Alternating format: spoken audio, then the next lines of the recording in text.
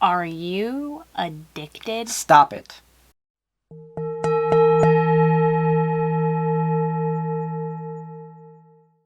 With anything, too much of what is that saying? Too much of a good thing? Yeah, is not good or something. Something like that. Something like too much of a good thing not good. Is not good. Something like that. But too much astrology or over obsessing about astrology, especially related to yourself, can ultimately lead to negative outcomes, such as confusion, indecisiveness, or even a lack of direction. So what we talk about in this video can also apply to any form of divination, like, for example, tarot or I Ching. Also, be sure to watch all the way till the end of the video for our practical tips on how you can use astrology to get the best possible results. That's what it's all about, right? Yep.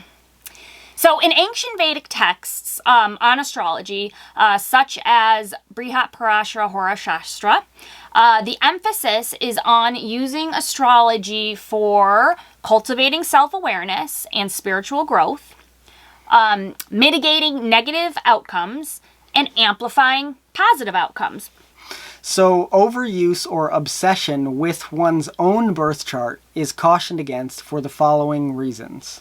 One is that karma and free will are at play. So Vedic astrology teaches that a birth chart reflects karmic patterns from past lives, but doesn't dictate every single detail of your life. So it's kind of like the cards you're dealt at birth based on your previous life's karma, your previous actions that you've taken over many, many births are all fructifying right now and leading to you getting this particular hand of cards dealt to you at birth. However, that shows kind of a potential, and you can play that hand in whatever way you choose to some degree. So obsessing over the chart can lead to a fatalistic mentality, where you feel trapped by planetary influences. So a really great example of this sort of fatalistic mentality being used with astrology in a negative way is from a classical Sanskrit text called Mahabharata. And in this text, there are many different events that take place, but there is a giant war that is happening, and it's happening because of one side of a family being kind of corrupted and another side being somewhat persecuted by the corrupt side of the family. Without getting into too many details, this giant war is about to take place because of this family conflict. And there is a character called Dhritarashtra, who is the kind of the patriarch of the corrupt side of this family. And his brother, Vidura, is a very wise person. He's a sage. And he keeps trying to petition this person, Dhritarashtra, to make a decision, to take an action which will prevent this horrible war from taking place.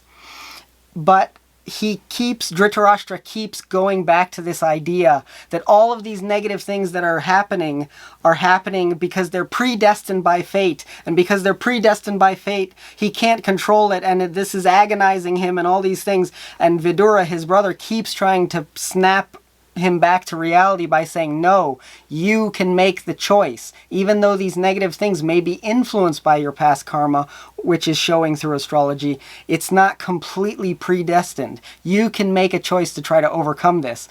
But his flaw in this situation is that he kind of has a weakness of heart, and he never makes the choice to try to change these negative events from happening. He just kind of throws his hands up and lets it all happen and repeatedly goes back to a state of corruption. So forgive me if I left any of the necessary details out of that, but it's a long story. It's a long story. Anyways, when a person feels that astrology is making every aspect of their life predestined and forgets that they have free will to change their karma in this moment, it can undermine their ability to exercise free will and make conscious choices. and this can weaken the mind and decision-making power.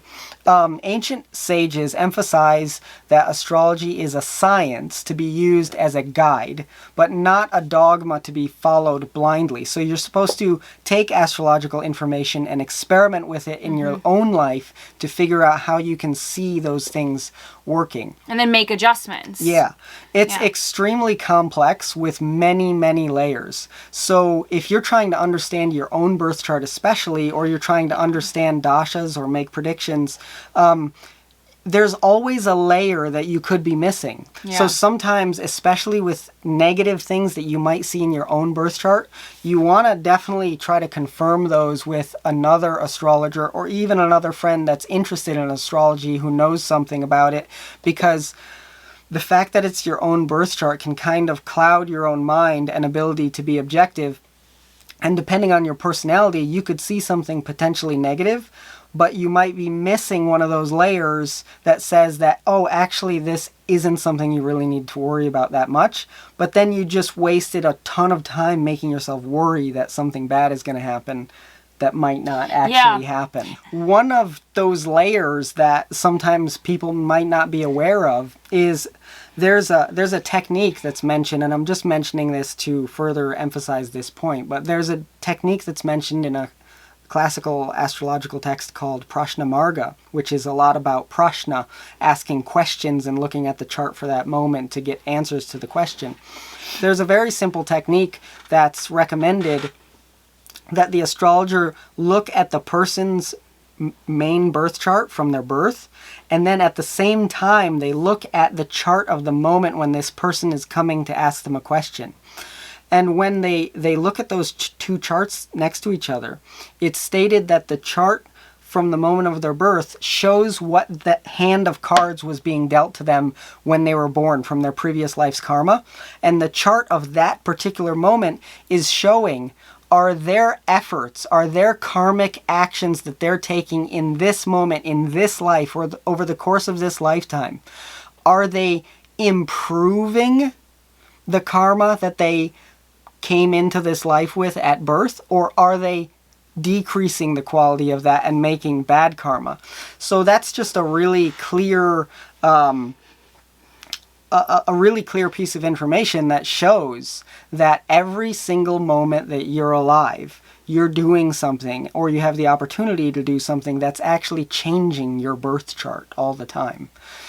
So one more thing about this is that when we've noticed this when we're talking about different planets or signs while we're doing these videos, it's almost like when you're focusing on something, especially in the sort of astrological or metaphysical world, it's kind of like you're starting to slowly summon that thing into your life.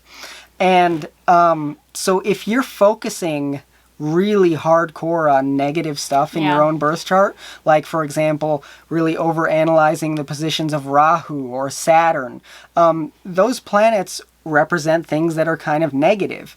And to focus on those things over and over again is kind of summoning the significations of Rahu and Saturn, summoning more fear, more anxiety, more illusion, more confusion into your life. So you just want to be very intentional about the way that you look at your own birth chart or analyze any astrological events that are taking place, and try to avoid fear always. So astrological research also, such as studies done by scholars like B.V. Raman, they reinforce that the value of astrology lies into providing insights into tendencies, not absolute certainty. Certainties. So not absolute certainties. Overuse can lead to a psychological dependency where individuals lose confidence in their intuition, their decision making, without, consulting a chart or a dasha or a transit. So it's almost like you could get like, I can't make any decision without looking at my chart or looking at my transits. I can't even make a simple decision. I mean, what if it's like as simple as like, should I go to the store today? I mean, people, you can understand how the unfortunate road obsession or addiction can lead you to. Yeah. And I think we even saw an episode of My Strange Addiction where someone was addicted to getting tarot readings. Were they? Right? It was either tarot or psychic readings or something. Oh, yeah. And it was like before anything she did. Yes. I mean, has yes. to get on the phone with a psychic to ask about it. Yes. Yeah. As a caution, if you are ever talking to an astrologer or trying to get advice from one or a person that says they can give you 100% certainty on a prediction, you gotta run away because that's not possible. Just like there is no crystal ball. We all sometimes wish there is one. There are ways to predict. There are ways to make more accurate predictions. But at the end of the day, there is no actual crystal ball that will tell you exactly what will happen with 100% certainty. So just never be fooled by that. Yeah. So, what practical things can we say to help you use astrology? Because obviously we have astrology. Yeah, we want you to learn and use astrology. Here. So we want you to use astrology. But what is the best way that you can use astrology, and what are the ways that you should kind of avoid? So one tip is to use your birth chart periodically in a deep way to gain perspective and make informed decisions about big picture things that matter.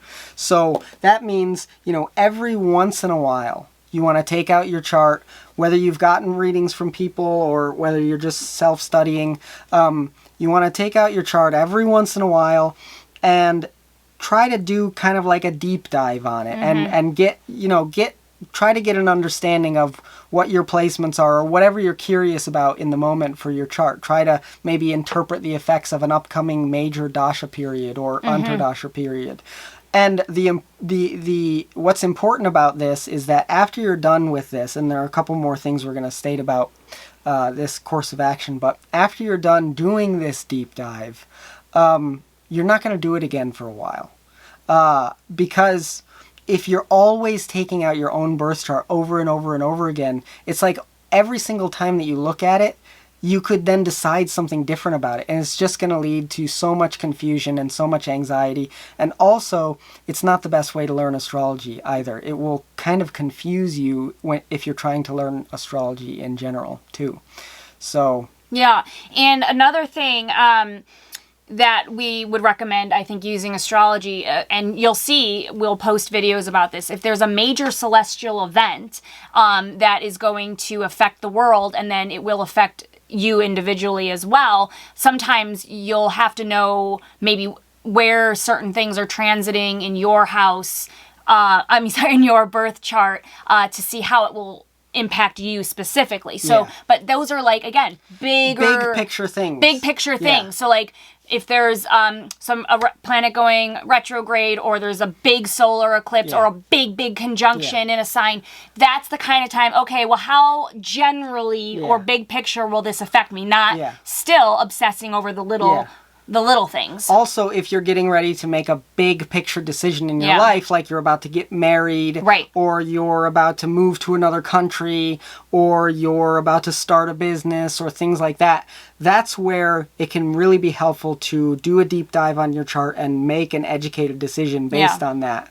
But you don't want to do it for every tiny little thing. Definitely. And if you're, unsure, get the help of an experienced astrologer. Here's two in case you want any advice on that. But if you don't feel confident, definitely talk to an experienced astrologer. But remember what I said, don't ever trust one that says they are 100% certain about anything, because that's just not possible.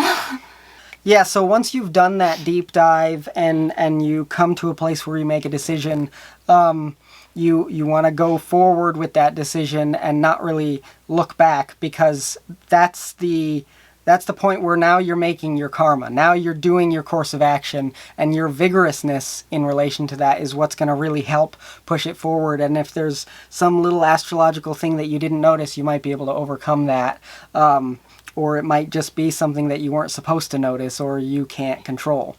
So if you identify a potential problem when you're analyzing your own chart, or when you've recently got a reading, Once you identify that potential problem, you want to pick a remedy, whatever remedy resonates with you the most, because there's so many different kinds of remedies, whether it's mantras or fasting or charity or so many different kinds of things. Once you pick a remedy, you want to incorporate that remedy into whatever your regular practice is, your regular daily discipline or your regular spiritual practice. Let's say you do mantras every day, you like mantra meditation, so it just so happens that you need to remedy Venus with Om Shukraya Namaha mantra. Then you're going to do that every single day for a long period of time with discipline. And lastly, if you love astrology and love learning about astrology, it's probably actually better to study other people's charts instead of your own. You can actually learn quicker, or I think see things clearer when you're looking at someone else's chart. It's kind of what I said earlier. It's a lot easier to understand someone else's personality quirks than your own. So study other people's charts. There's all kinds of places you can find, like celebrities and or people that are just like your friends. Yeah, or your friends, members. if they're comfortable giving you that information. But there's lots of public charts out there that you can study and try to learn and understand. And it'll be much easier to be objective in those cases, and then you won't have the same fear that's associated with analyzing. Yeah, because it's not about you anymore. And solving other people's problems will help you solve your own, because it's good karma. That's making good karma, helping others, doing good for others. So if you're trying to learn astrology and you're analyzing all of your friends' charts, especially from a point of how can I help this person by helping them understand their astrological birth chart, or what they should do or not do, or things like that, that's going to help you a lot by helping them. And that will really bolster your astrological knowledge if that's how you go about learning astrology. Yeah. So we hope you found this helpful. Hopefully you're not addicted. And if you started to get addicted, time to wean yourself off. But always watch all of our videos. You got to still learn with us. Just don't overanalyze your chart. Don't over-obsess about your chart.